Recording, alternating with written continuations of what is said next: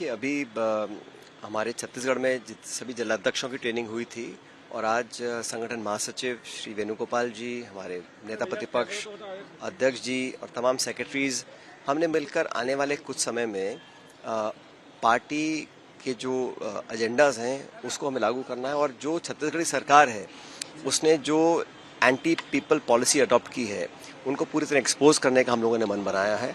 और ये धरातल तक, हमारे बूथ और मंडल लेवल तक सभी कार्यकर्ताओं को ये इंस्ट्रक्शंस गए हैं कि इस पार्टी की सरकार जो भाजपा की बनी है ना सिर्फ वादा खिलाफी कर रहे हैं और लगातार हमारी जो संसाधन है, जल जंगल जमीन, वो निजी हाथों में देने का काम कर रहे हैं।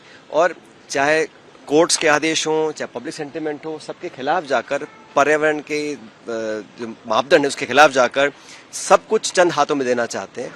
माइनिंग माफिया, पेड़ काटने का जो उन्होंने घोरक धंधा खोल रखा है उसको रोकने के लिए जनता के साथ हम लोग खड़े रहेंगे। ये बात पर हम लोगों ने निर्णय लिया है और पूरी पार्टी एकजुटता से भाजपा सरकार की जो उनके कुकर्म है उसको एक्सपोज करने का काम करने वाली है। आज संसद में भी एलओपी को बोलने नहीं दिया गया, वो खुद प्रेस कॉन्फ्रेंस करके अपना बात अभी रख रहे हैं। बड़ा दुर्भाग्यपूर्ण है कि संसद में जिस इतने महत्वपूर्ण विषय पर चर्चा होनी थी और चल रही थी और राहुल गांधी जी ने जो बात रखी वो जनता की भावना थी, उन्होंने ऐसा कुछ नहीं कहा। लेकिन सरकार को सिर्फ एक कारण चाहिए कि कैसे राहुल जी की आवाज को दबाया जाए। संसद के पटन पर नेता प्रतिपक्ष पूरे देश के नौजवान और देश के लोगों की बात बोलना चाह रहे हैं, उनको बार बार रोकना टोकना, एक तरह से विपक्ष की आवाज को दबाने का काम सरकार कर रही है। और फिर वही गलती कर रहे हैं जो पहले गलती करी है, आवाज दबाने की, सोच विचारों को कुचलने की, नौजवानों की अनसुनी करने की, ठीक वही गलती दोबारा संसद में अडॉप्ट की जा रही है।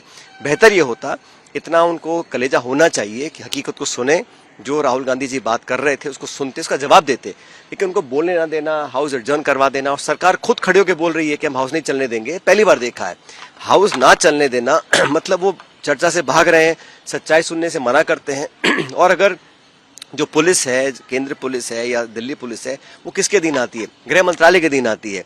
अगर राहुल जी बोल रहे हैं कि हमें जवाबदेही चाहिए, जिम्मेदारी तय करनी पड़ेगी, छात्रों पर लाठी चल रही है, गोलियां चल रही हैं और सवाल भी ना उठाए जाए, ये सरकार सुनने की क्षमता नहीं रखती है और सच्चाई से मुंह मोड़ रही है। मुझे लगता है कि ये संदेश पूरे देश में गया है कि राहुल जी की आवाज दबाकर ये सच्चाई से भागना चाहते हैं। और जो कुछ हुआ नौजवानों के साथ, उन पर केस करे जा रहे हैं, उन पर लाठी गोली चलाई जा रही है, और ये बर्बरता का जो पूरा घटनाक्रम हुआ ये सरकार के संज्ञान में था। नहीं तो मैं नहीं समझता हूँ कोई भी वर्दी वाला व्यक्ति बिना आदेश के ऐसा काम कर सकता है। एंटी पेपर लीक जो बिल था वो आज पास हो गया लोकसभा में, क्या कहते हैं? मैं तो हमेशा से कहता आया हूँ, कानून कितना भी सख्त हो, लेकिन कानून को लागू करने वाले लोगों की जब तक इच्छा शक्ति नहीं होगी तब तक ये अपर्याप्त रहेगा। मैं उम्मीद करता हूँ कि आने वाले समय में सरकार को सबक लेगी। और अभी तक जो हमने देखा है, पिछले 10-12 साल इस केंद्र सरकार को हो गए, लगातार आश्वासन मिले हैं, कमेटियां बनी हैं, जांच के आदेश हुए हैं, लेकिन धरातल पर कुछ उतरा नहीं है। जिन लोगों ने पेपर लीक करवाया था, अब तक ऐसे कौन है जो बड़े मगरमच्छ पकड़ने का वादा करते थे? कुछ लोगों को आप केस में फंसा सकते हैं, लेकिन जो बड़े लोग हैं, जो उस पूरे माफिया के सरगना है, उनमें से कितनों को पकड़ा है? जो नीट पेपर लीक 24 में हुआ था, सीबीआई की जांच हुई थी, सबको छोड़ दिया गया। कितने लोगों को अरेस्ट किया, कौन जेल में है, किसको दंडित किया, किसको बर्खास्त किया है? बहरहाल मुझे लगता है कि देश में आज माहौल ये है कि लोगों का विश्वास कम हो रहा है, लेकिन हम लोग नौजवानों की बात उठाते आए, उठाते रहेंगे। आखिरी सवाल सर, जेपी नड्डा कह रहे हैं कि प्रोटेस्ट के दौरान डिटेन किया जाना नॉर्मल है, इमरजेंसी के दौर में भी हमने देखा है। भाई डिटेन किसको कर रहे हैं? कोई नौजवान बच्चे, मासूम बच्चे, इनका कोई क्रिमिनल रिकॉर्ड नहीं है, अपनी बात को रखना चाहते थे, लेकिन आवाज को दबाना, बर्बरतापूर्ण व्यवहार करना, आतंक और दम के आधार पर अपने शासन की बात मनवाना, ये सरकार की आदत बन चुकी है। और पूरे देश में, ऐसा नहीं सिर्फ जंतर मंतर की बात कर रहे हैं, ऐसा कोई राज्य नहीं है जहां पर पुलिस ने बर्बरतापूर्ण व्यवहार ना किया हो।